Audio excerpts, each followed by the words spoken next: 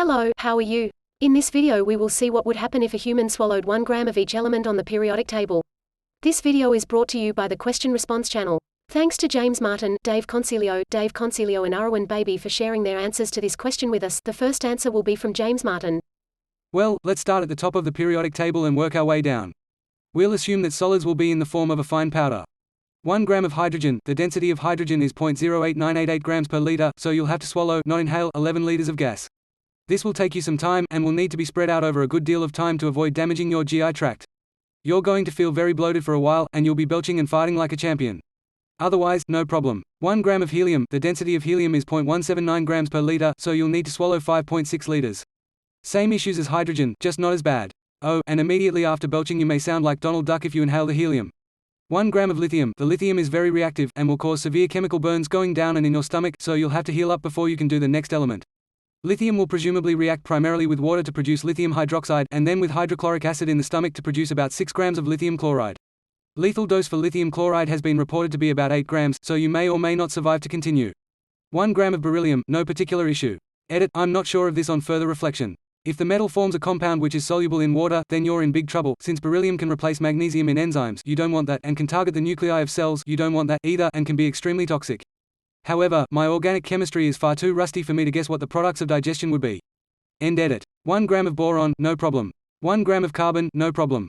1 gram of nitrogen, density is 1.25 grams per liter, so you'll need to swallow 0.8 liters of gas. After the hydrogen and helium, this should be a piece of cake. 1 gram of oxygen, like nitrogen, but about 0.7 liters.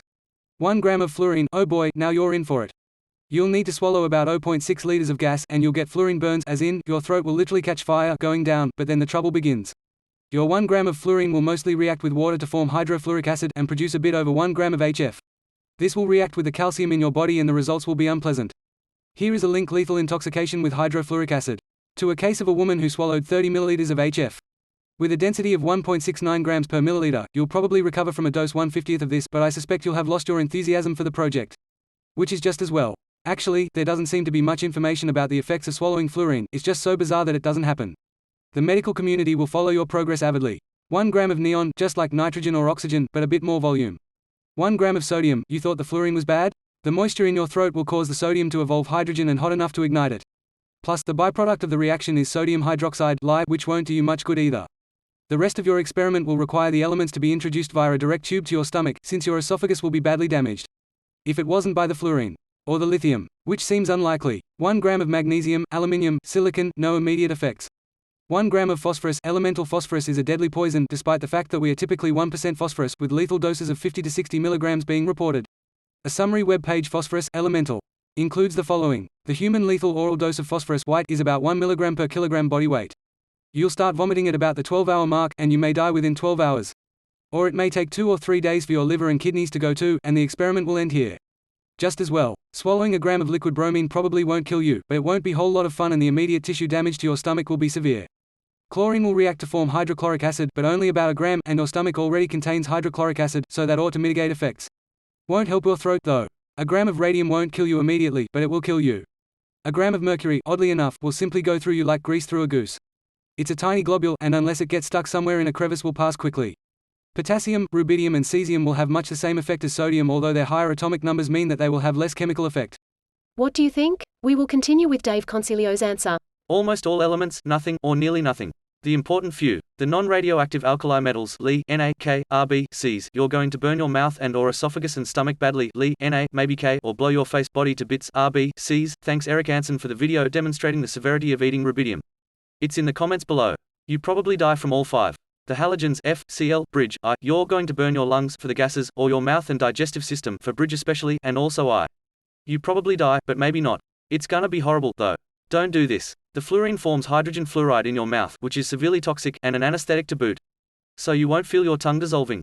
The poisonous non-radioactive elements as Hg, Pb, in, Tl, a whole bunch of the rare earths, you're gonna have a bad day, maybe your last day, depending on your mass and sensitivity to various toxic elements. But some toxic elements, like Hg, for example, aren't well absorbed. You'll just have some metallic poop and potentially some side effects. The radioactive elements 84 to 104-ish pm, Tc, you're going to have a really bad day, probably your last day, with a few exceptions. uranium, thorium, and a few others of these elements are probably not radioactive enough to kill you outright, though they might well give you stomach or some other organ cancer, which might get you later on. But many of these elements are radioactive enough to cause some serious radiation sickness and possibly death. Do not eat the super radioactive elements 104 to 118. These explode in your face hole, making a much larger face hole. Briefly, then you die. The following answer is from Dave Consilio. Almost all elements, nothing, or nearly nothing. The important few, the non-radioactive alkali metals, Li, Na, K, Rb, Cs, you're going to burn your mouth and or esophagus and stomach badly. Li, Na, maybe K, or blow your face, body to bits. Rb, Cs, thanks Eric Anson for the video demonstrating the severity of eating rubidium. It's in the comments below. You probably die from all 5. The halogens, F, Cl, bridge, I, you're going to burn your lungs, for the gases, or your mouth and digestive system, for bridge especially, and also I. You probably die, but maybe not. It's gonna be horrible, though. Don't do this. The fluorine forms hydrogen fluoride in your mouth, which is severely toxic, and an anesthetic to boot. So you won't feel your tongue dissolving. The poisonous non-radioactive elements, as, Hg, Pb, In, Tl, a whole bunch of the rare earths. You're gonna have a bad day, maybe your last day, depending on your mass and sensitivity to various toxic elements. But some toxic elements, like Hg, for example, aren't well absorbed. You'll just have some metallic poop and potentially some side effects.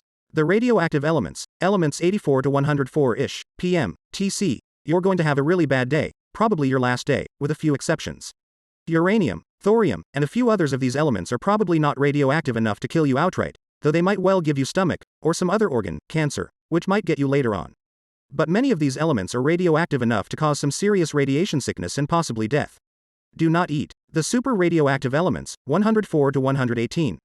These explode in your face hole, making a much larger face hole. Briefly, then you die. We can continue with Dave Consilio's answer. I was originally going to go with carbon, however, seeing the plethora of answers featuring the versatile element which needs a whole branch of chemistry to describe its illicit relationships, I decided to go with the lesser known, black sheep.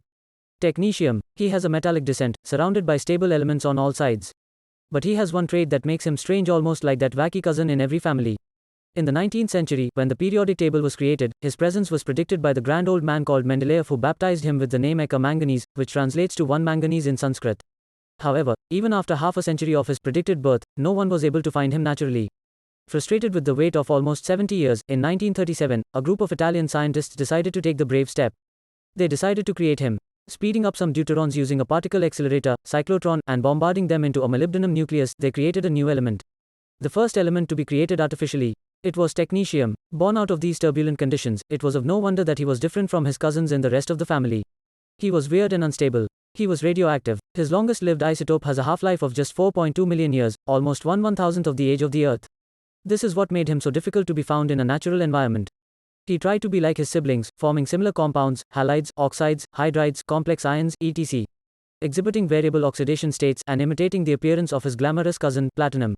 But no matter how he tried, he could never garner the attention of the stylish friend of his siblings, the mining industry, because he was almost never found in nature. In fact, most of the several tons of technetium produced annually come from one source: spent nuclear fuel. Yes, when all his siblings have their magnificent origins in the Earth's crust, he finds himself coming from waste matter. No wonder that he comes off as shy, awkward, and doesn't usually show himself up with his well-known cousins and siblings. But, is that all about him? No, his origins never stopped him from becoming what he was destined to be. His metastable isotope, Tc99 meters, is used in over 10 million medical diagnostic procedures annually. He is a very popular radioimaging isotope due to his short half-life. The 99 meters has a half-life of just about 6 hours. Thus in 24 hours, almost 95% of the ingested dosage would be transformed into the most stable Tc99, emitting very low concentration of gamma radiation, not enough to transform you into the Hulk. So, even in spite of all his weird characters, technetium still manages to find a way to make himself useful to humanity. Technetium is a nice element. He certainly deserves more love. Closing parenthesis. Someone who has been fascinated with the periodic table since the age of 7. This is the end of the video. Thank you for staying until the end. If you found the answer you were looking for, please leave a like and subscribe. It would help us a lot. The video is over. You can continue discussing this question in the comments, or find another question that interests you. See you next time.